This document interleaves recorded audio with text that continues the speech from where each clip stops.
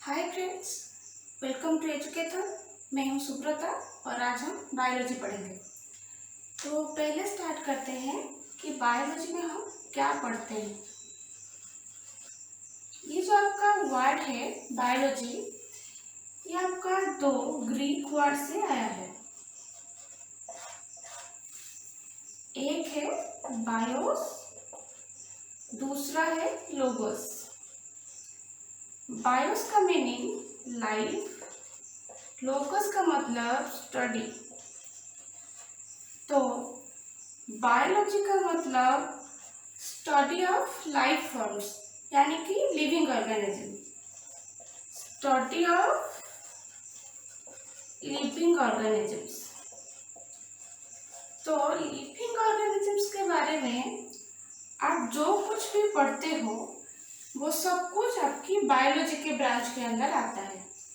तो living organisms के बारे में आप क्या पढ़ेंगे, जैसे कि आपकी उनका स्ट्रक्चर, उनका फंक्शन, उनका फिजियोलॉजी, मेटाबॉलिज्म, एनाटॉमी, जितना भी है सारा कॉन्सेप्ट आपका बायोलॉजी के ब्रांच के अंदर ही आएगा।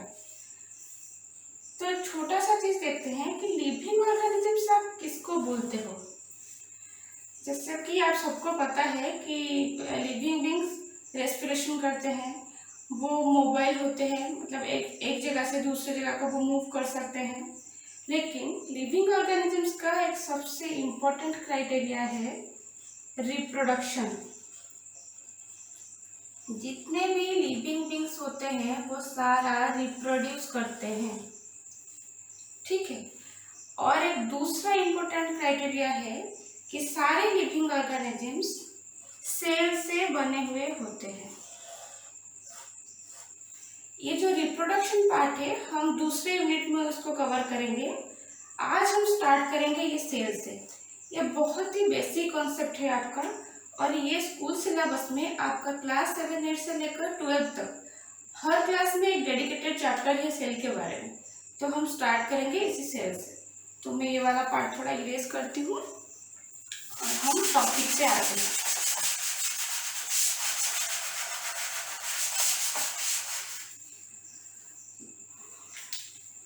तो देखते हैं सेल क्या है। सेल में डिटेल में जाने से पहले हम उसका 3 इंपॉर्टेंट फीचर को पहले स्टडी करेंगे। पहले सेल को बेसिक यूनिट ऑफ लाइफ क्यों कहते हैं देखेंगे। फिर सेल को स्ट्रक्चरल एंड फंक्शनल यूनिट क्यों कहते हैं वो भी देखेंगे। और एक तीसरा इंपॉर्टेंट फीचर है कि सेल का इंडिपेंडेंट एग्जिस्टेंस होता है। ये 3 आपका सेल से रिलेटेड 3 बहुत ही बेसिक फैक्ट है कि cell basic unit of life है, सेल आपका स्ट्रक्चरल फंक्शनल यूनिट है, सेल इंडिपेंडेंटली एग्जिस्ट करता है। तो ये सेल का ये पार्ट जानने से पहले हम पहले क्या करेंगे, तीनों कॉन्सेप्ट से पहले हम ये 2 को देखेंगे। तो इसको जानने से पहले सबसे पहले आप एक घर का स्ट्रक्चर को इमेजिन करो। तो जब आप कोई भी घर देखते हो तो उसमें आपको क्या दिखता है, आपको दीवार दिखेगा, बाहर से खिड़की दिखेगा, ऐसा बहुत ही चीजें मिलके आपका एक घर का कंप्लीट स्ट्रक्चर बनता है। लेकिन घर एक्चुअल में बनता कैसे है, ईंट से बनता है। वो बहुत सारे ईंट जुड़ के आपका एक घर बनाते हैं। और ईंट का जोड़ते कैसे, बहुत सारे मतलब सीमेंट से आपका बहुत लेयर का प्लास्टरिंग वगैरह होता है। वैसे ही आपके बॉडी में भी प्लास्टरिंग है, लेकिन ये मत समझना कि उसमें सीमेंट से प्लास्टरिंग हुआ है। उसमें हम देखेंगे कैसे टिश्यू मैट्रिक्स ये सब इन्वॉल्व है, ये सब हम देखेंगे डिटेल में। तो ये वाला पार्ट भी देखते हैं कि स्ट्रक्चरल यूनिट क्यों कहते हैं। सबसे पहले क्या होता है, जब आप इसको समझने के लिए आप ह्यूमन बॉडी का एग्जाम्पल ले लो। जब आप ह्यूमन बॉडी को देखोगे तो आपको क्या दिखेगा, उसमें सबसे पहले आप जो देखते हो वो है ऑर्गन। अगर कोई भी बॉडी स्ट्रक्चर आप देखोगे ह्यूमंस, आप इसलिए लेके समझो ताकि आपको वो रिलेटेबल हो जाएगा। रिलेटेबल चीज लोगे तो आप इजीली चीज़ों को समझ पाओगे। नहीं तो सारे में ऑर्गेनिज्म में आपको ये दिखेंगे पहले। तो आपको क्या दिखता है, आपको अपना आइज, नोज, हैंड्स, लेग्स और इंटरनल ऑर्गन्स भी आपके पास होते हैं, स्टोमक, किडनी, लीवर, ये सब होता है। लेकिन वो बनते कैसे हैं? पहले क्या होता है, आपका ये सेल होता है, ठीक है। फिर सेल से आपका बनता है टिश्यू, ठीक है। बहुत सारा सेल मिलके आपका टिश्यू बनाते हैं। फिर टिश्यू से बहुत सारे टिश्यू मिलके आपका ऑर्गन बनाते हैं।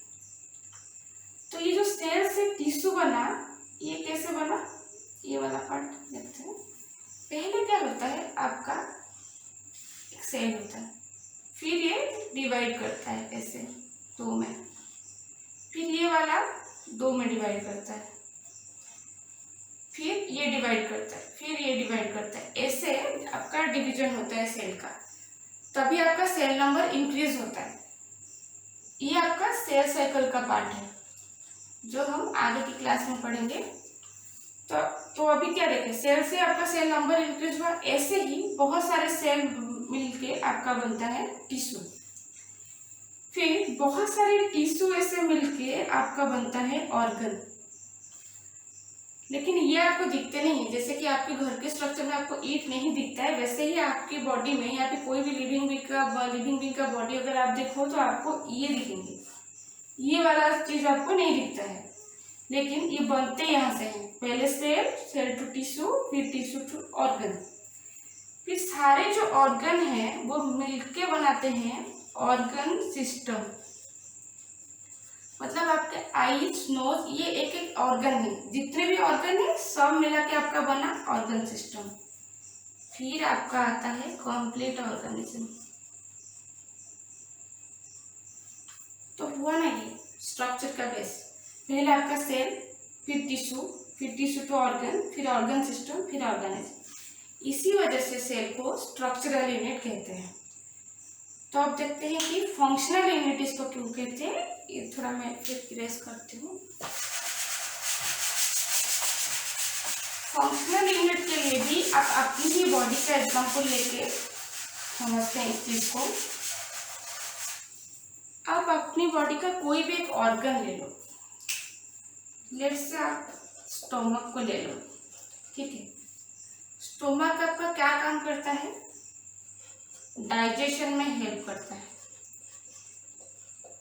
आपके डाइजेस्टिव जो ट्रैक्ट है उसमें बहुत सारे ऑर्गन हैं, इसमें स्टोमक बहुत इंपॉर्टेंट पार्ट है, ये आपका डाइजेशन में हेल्प करता है।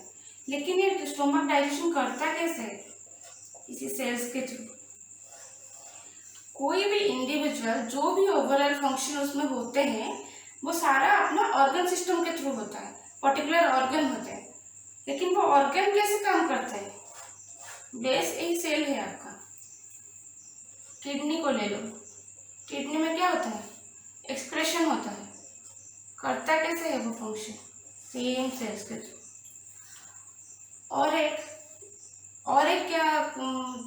कॉन्सेप्ट है, जैसे कि आप देख लो कि आप जब खाना खाते हो तो आपको एनर्जी के लिए आप क्यों खाना खाते हो? एनर्जी के लिए खाना खाते हो ताकि आपकी बॉडी को एनर्जी मिले।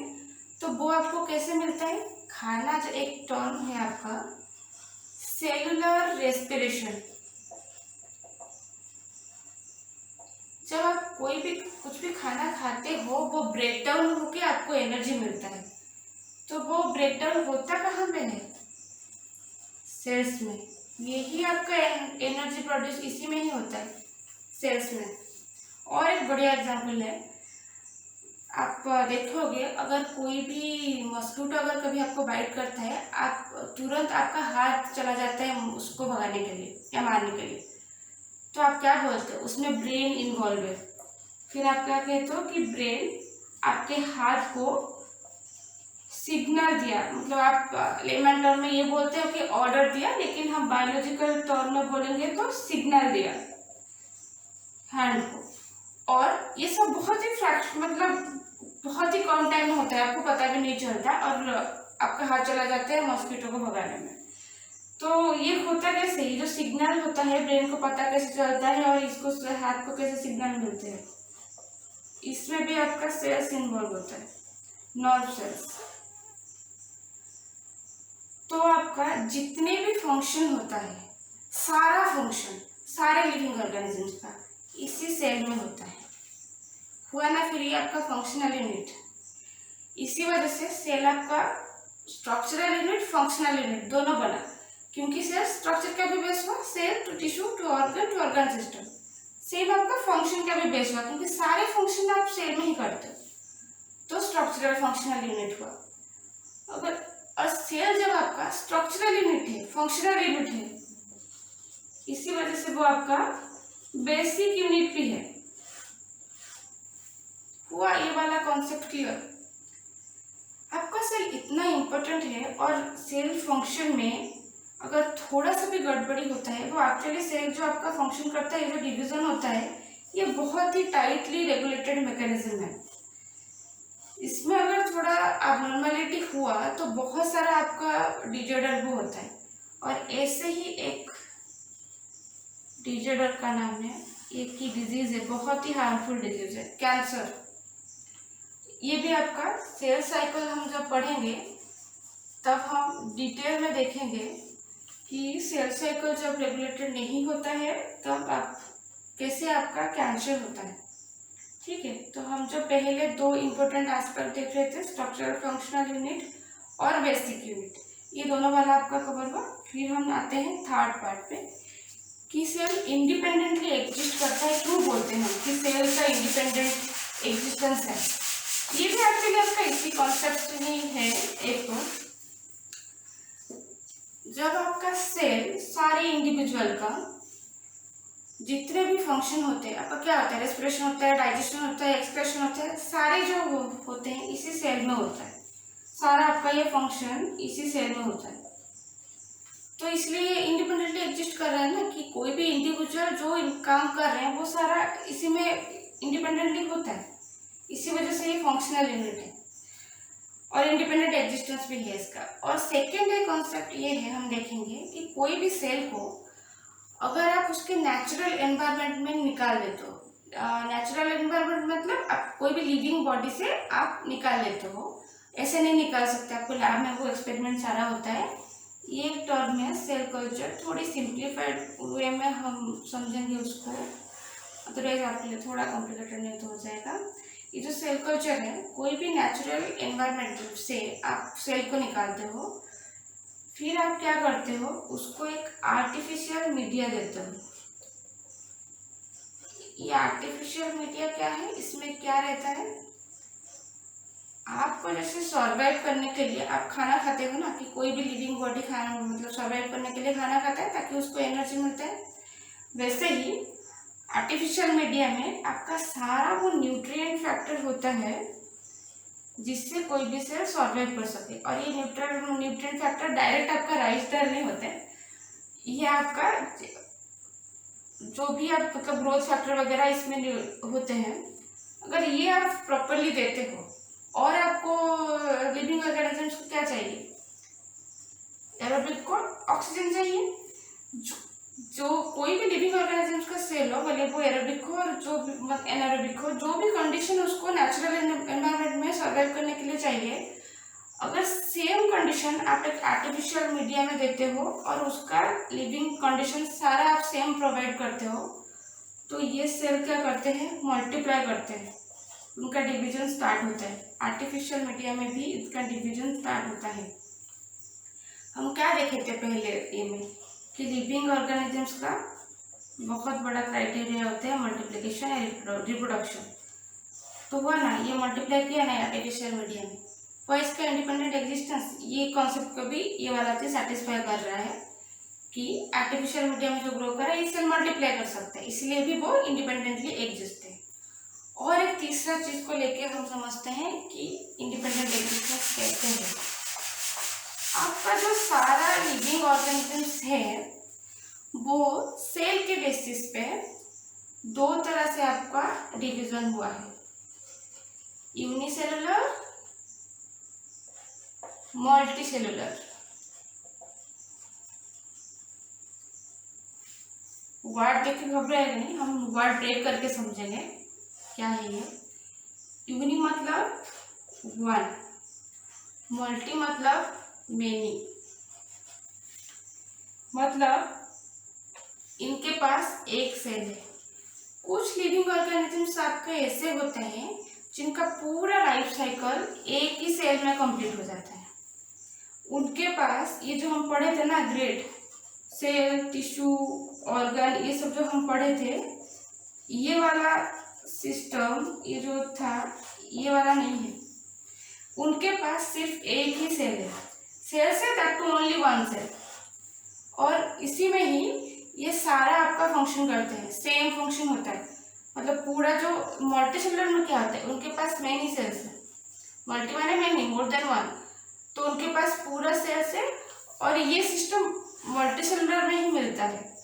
Cell to tissue, tissue to organ, organ to organ system, ये वाला पार्ट आपका मल्टी सेल्स में मिलता है, मल्टी सेलुलर ऑर्गेनिजम्स में।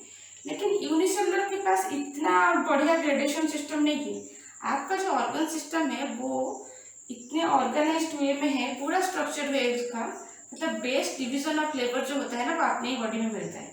एक प्रॉपरली, मतलब हर फंक्शन को के लिए आपको एक एक पूरा ऑर्गन सिस्टम असाइन हुआ है। रेस्पिरेशन के लिए आपको पूरा एक रेस्पिरेटरी ट्रैक्ट है, डाइजेस्टिव सिस्टम भी वैसा है, रिप्रोडक्शन के लिए भी उसका स्पेशल एक पार्ट है। तो वैसे लेकिन यूनिसेल्स में वो वाला पार्ट नहीं है पूरा, इतना ये जो ग्रेडेशन नहीं है उसका कि टिश्यू आएगा फिर ऑर्गन आएगा, ऑर्गन सिस्टम आएगा, इतना नहीं है, कॉम्प्लेक्सिटी नहीं है। मल्टी सेलुलर में ये सब है। यूनिसेल में बस एक ही सेल होता है, और मल्टी सेल इतने ऑर्गन सिस्टम में जो काम करते हैं यूनिसेलुलर का, एक ही सेल में वो सब हो जाता है। ये रेस्पिरेशन भी करते हैं, डाइजेशन भी करते हैं, सब करते हैं, और ये कंप्लीट ऑर्गेनिज्म है। ये जो यूनिसेल है कंप्लीट ऑर्गेनिज्म है, इसीलिए ये सिंप्लीफाइड स्ट्रक्चर भी है, ये सिंपल स्ट्रक्चर भी है। ये तो ऑब्वियस सा बात है ना कि आपका ये सारा स्ट्रक्चर मिसिंग हो रहा है, यहाँ पे खाली एक ही सेल में उसका हो जा रहा है, तो ये सिंपल है। मल्टी सेल में आपको ये कॉम्प्लेक्सिटी मिलता है स्ट्रक्चर में, ये पूरा आपका ग्रेडेशन मिलेगा। ठीक है, तो थोड़ा एग्जांपल्स देख लेते हैं यूनिसेलुलर और मल्टी सेलुलर का क्या है। यूनिसेलुलर का एग्जांपल्स है प्रोकैरियोट्स, मल्टी सेलुलर का एग्जांपल्स है मोस्टली यूकैरियोट्स। प्रोकैरियोट्स, यूकैरियोट्स क्या होते हैं ये हम जब सेल स्ट्रक्चर में जाएंगे तभी जब पढ़ेंगे थोड़ा अच्छे से समझ में आएगा, क्योंकि स्ट्रक्चरल डिफरेंसेस है उसमें। तो अभी हम खाली एग्जांपल याद रखते हैं। प्रोकैरियोट्स में कौन आता है, बहुत ही कॉमन है बैक्टीरिया, इसके बारे में आप सब सुने होंगे। बैक्टीरिया, आप इमेजिन करो बैक्टीरिया के पास एक ही सेल है और वो कितना हार्मफुल चीजें करता है आपका, मतलब इतने बड़े बड़े मल्टी सेलुलर में जाके उनको डिजीज करवा देता है, तो कितना इंडिपेंडेंट है वो। तो प्रोकैरियोट्स का आपका एग्जांपल है बैक्टीरिया, ये आपका यूनिसेलुलर ऑर्गेनिज्म है। मल्टी सेलुलर में यूकैरियोट्स आते हैं, लेकिन क्या सारे यूकैरियोट्स आपके मल्टी सेलुलर होते हैं? जनरली यूकैरियोट्स मल्टी सेलुलर होते हैं, लेकिन कुछ यूकैरियोट्स ऐसे हैं जो आपका यूनिसेल्स भी होते हैं। कौन है? प्रोटोजोअन्स, ये आपका वापस माइक्रो ऑर्गेनिजम्स का पार्ट है, तो हम तभी डिटेल में देखेंगे। लेकिन अभी एग्जांपल देखो कि आपका यूनिसेलुलर में पहला एग्जांपल आया प्रोकैरियोट्स। यूकैरियोट्स का प्रोटोजोअन्स जो है वो आपका यूनिसेल्स है। और कौन कौन से यूकैरियोट्स हैं जो यूनिसेलुलरिटी को दिखाते हैं? एक है आल्गी, एक है जो आल्गी जो है आपका, ये आपका मल्टीसेलुलर है, लेकिन कुछ आल्गी ऐसे होते हैं वो यूनिसेलुलर भी होते हैं। आल्गी जो आपका, जो आप देखोगे ना, जब बारिश हो गया बहुत ज्यादा तो घर के बाहर जो दीवार वगैरह में वो ग्रीन कलर का नहीं हो जाते हैं, वही आपका आल्गी, सीउल बोलते हैं हम उसको। तो आल्गी में कौन सा आल्गी है? एक एग्जांपल आप याद रखो, क्लामाइडोमोनास, ये आपका यूनिसेलुलर है। और कौन से यूकैरियोट यूनिसेलुलर है? फंजाई में मल्टीसेलुलर ये है, लेकिन कुछ फंजाई जो है वो आपका यूनिसेलुलर है। एक बहुत ही फेमस एग्जांपल है जो कि यूनिसेलुलर फंजाई है, वो है आपका ईस्ट। ईस्ट में आपका जो बेकिंग इंडस्ट्री है ना, जो केक वगैरह आप खाते हो, उसी इंडस्ट्री में इस ऑर्गेनिज्म का बहुत ही ज्यादा रोल है। ठीक है, तो आपका यूनिसेलुलर में क्या क्या एग्जांपल है? प्रोकैरियोट्स यूनिसेलुलर है, यूकैरियोट्स के प्रोटोजोन्स है, कुछ आल्गी, कुछ फंगी। मैं यहाँ पे एक एक एग्जांपल दी हूँ। ये आपका यूनिसेलुलर है। फिर मल्टीसेलुलर में आपका कौन आएगा? यूकैरियोट्स आएंगे। और मल्टीसेलुलर में आपका ये पूरा ऑर्गेनाइज्ड सिस्टम है, सेल टू टिश्यू, ऑर्गन, ये वगैरह। लेकिन यूनिसेलुलर में आपका खाली ये सेल है, और इसी सेल में वो अपना पूरा लाइफ साइकिल कंप्लीट कर देता है। ठीक है। अच्छा, हमने देखा है जो यूनिसेलुलर मल्टीसेलुलर कॉन्सेप्ट पढ़ते हुए अब हमारे कुछ माइक्रो ऑर्गेनिजम्स यहाँ पे आ गए, प्रोटोजोन्स आ गया, बैक्टीरिया आ गया, फिर हम आल्गी, फंजाई, फिर हम मामल्स वगैरह, मतलब हम लोग सारे मल्टीसेलुलर में आए, और ये सारा आपका यूनिसेलुलर में आया। ये भी तो आपका एक माइक्रोब है ना, वायरस। ये किस में आता है? यूनिसेलुलर या मल्टीसेलुलर या नॉन सेलुलर, क्या है? इसके बारे में हम अभी नहीं पढ़ेंगे। जब नेक्स्ट क्लास में हम सेल थ्योरी में जाएंगे तब हम डिटेल में देखेंगे कि वायरस क्या है। और एक मल्टीसेलुलर को लेकर एक छोटा सा कॉन्सेप्ट है, वो अभी देख देते हैं। इधर करती है इसको। हम अभी बोले ना कि मल्टीसेलुलर में बहुत सारा सेल होता है, लेकिन उसका स्टार्टिंग कहाँ से होता है? एक ही सेल से होता है। यूनिसेलुलर में एक सेल है और वो पूरा आपका लिविंग ऑर्गेनिज्म है। मल्टीसेलुलर में बहुत सारा सेल्स होते हैं, लेकिन उनका स्टार्टिंग एक ही सेल से होता है। वो सेल क्या है? Fertilised egg. ये भी अगेन आपका रिप्रोडक्शन का पार्ट है, लेकिन मैं अभी इसलिए क्यों बोल रही हूँ, ये छोटा छोटा कॉन्सेप्ट है। आप जब इंटरलिंकिंग करके पढ़ोगे ना, तब भी आपको चीजें बहुत ही क्लैरिटी के साथ समझ में आएगा। नहीं तो जब आप रिप्रोडक्शन पढ़ोगे तब आपको सेल्यूलर पता लगेगा कि कौन से प्लैनेट्स आया था, हमें तो पता ही नहीं है। ऐसा नहीं है, तो इसलिए हम इंटरलिंकिंग मेथड से पढ़ते हैं कि लिंक करके। तो आपका जो फर्टिलाइज्ड एग है, ये आप देखोगे किसी एग और स्पर्म मिलके आपका फर्टिलाइजेशन होता है। वो हम डिटेल में बाद में स्टडी करेंगे। अभी के लिए आप देखो, जो सेक्सुअल रिप्रोडक्शन जो लोग करते हैं, जो ऑर्गेनिज्म सेक्सुअल रिप्रोडक्शन जिनमें होता है, उनका एक ही सेल फर्टिलाइज है। फिर असेक्सुअल में क्या होता है वो भी देखेंगे। अभी देखो कि एक ही सेल है, वो उसी सेल से वही जो सेल नंबर डिवीजन हुआ ना, ऐसे डिवाइड कर करके उसका मेनी सेल्स बनता है, लेकिन स्टार्टिंग पॉइंट उसका सिंगल सेल होता है। ठीक है। तो ये वाला कॉन्सेप्ट थोड़ा आपका सेल थ्योरी में भी थोड़ा कैरी फॉरवर्ड होगा। ठीक है। तो अभी हम सेल के बारे में कुछ बेसिक देखें कि बेसिक यूनिट क्यों है, वो स्ट्रक्चरल फंक्शनल यूनिट क्यों है, और इंडिपेंडेंट एग्जिस्टेंस उसका क्यों है। और ये वाला जो जिनको हम स्पेशल मेंशन दे के रखे हैं, तो हम उसको नेक्स्ट क्लास में देखेंगे। तो अगर आपको इसी क्लास को लेकर कोई भी डाउट हो, आप हमें मेल कर सकते हैं हमारे मेल आईडी पे, या फिर चैनल पे जाके कमेंट कर सकते हैं। अगर आपको हमारे वीडियोस अच्छे लगते हैं तो उसे ज़्यादा से ज़्यादा लाइक और शेयर कीजिए, और हमारे चैनल को सब्सक्राइब कीजिए, ताकि जब नेक्स्ट वीडियो अपलोड हो तो आपको नोटिफिकेशन मिल जाएगा। Thank you.